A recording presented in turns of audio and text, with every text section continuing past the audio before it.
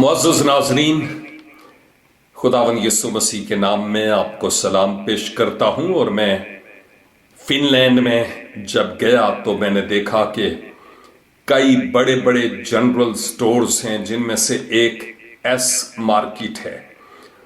उसके आगे ये जो डिब्बे से आप रखे हुए देख रहे हैं ना, ये डिब्बे से तो हैं लेकिन असल में ये रोबोट हैं।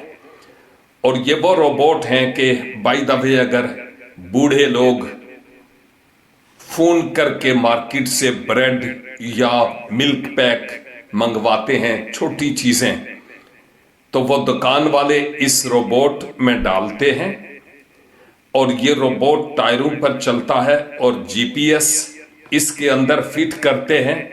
और जिस घर का एड्रेस है जहां से ये ऑर्डर आया है, ये रोबोट अपने 6 टायरों पर चलता हुआ इस स्पीड में कि जितना तेज बंदा चलता है उतनी तेज दौड़ेगा नहीं, लेकिन उतनी तेज स्पीड में ये चलेगा और उस बंदे के घर के आगे जाकर ये एकदम उस बंदे के पास मैसेज जाएगा फोन पे और वो बंदा बाहर दरवाजे पर आकर इस कोड को मिलाएगा और ये डब्बा खुल जाएगा और अपना सौदा ले पाएगा। इसके अंदर से पेमेंट ऑनलाइन होगी।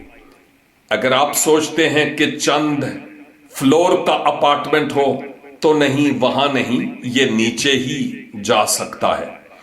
आप हैरान होंगे कि जहां जेब्रा क्रॉसिंग है वहां वो ठहरेगा, जहां पर सिग्नल बंद है वहां पर ठहरेगा। आगे कोई रुकावट आ गई तो वो रुकावट से मुड़कर दूसरी तरफ से जाएगा और यहां तक कि वो फुटपाथ पर चलेगा, रोड के बीच में भी नहीं चलेगा। अब देखने की बात यह है कि मैं और आप आज क्या करते हैं, हमारी दुनिया में क्या हो रहा है, हम कहां पर हैं। मैं सोचता हूं कि ये चीजें पाकिस्तान में भी हो सकती हैं अगर पाकिस्तान तरक्की की मनाजिल को तय करे तो। लेकिन अफसोस, हम बड़ी बड़ी बसें क्या, इस तरह के रोबोट क्या, जहां हमने गटर के ढक्कन नहीं छोड़े, वहां पर ऐसी चीजें कैसे सरवाइव कर पाएंगी। दुआ है कि खुदावंद हम पाकिस्तानियों को अक्ल, दानिश और हिकमत से मामूर फरमाए।